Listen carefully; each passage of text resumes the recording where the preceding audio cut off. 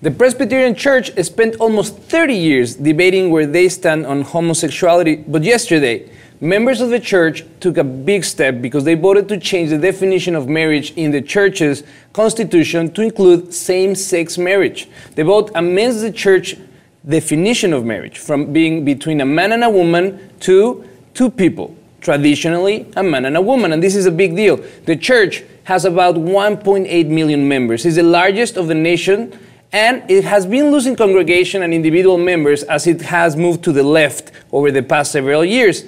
So, Reverend Brian D. Ellison, the executive director of the Covenant Network of Presbyterians, which advocates gay inclusion in the church, had this to say. Finally, the church in its constitutional documents fully recognizes that the love of gays and lesbian couples is worth celebrating in the faith community. There is still disagreement, and I don't mean to minimize that, but I think we are learning that we can disagree and still be church together. This is amazing. This is very, very important. Nick, it's very, very happy to see that sometimes religious institutions are at the forefront of inclusion and not necessarily, like we sometimes think, obstacles for social change.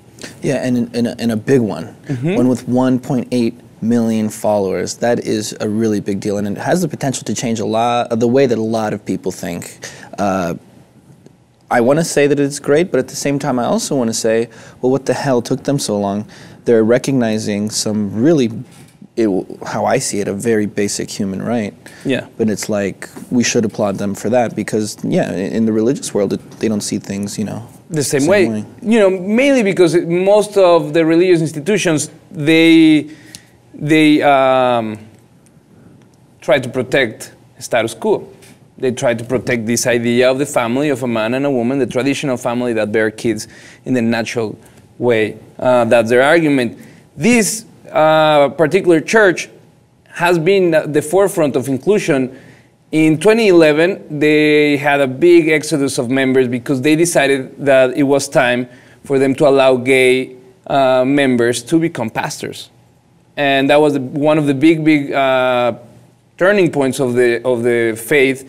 And now, because of that exodus of the most conservative group of the church, the vote was easier for them to finally go to the constitution of the church and change the language so gay couples could be married in the church, which I think is very important. I think so too, and it shows the way that the world is changing. You know, first, you know, people change their minds, people become more progressive, and then usually the religions follow behind, right? Because they're deeply rooted with their traditions, their old traditions. Almost every single religion is. So it's like, it just shows the direction that we're moving in, even though it is moving at a very glacial pace. Yeah. It is moving, however, and you know, you really see it when it's happening in the religious establishments.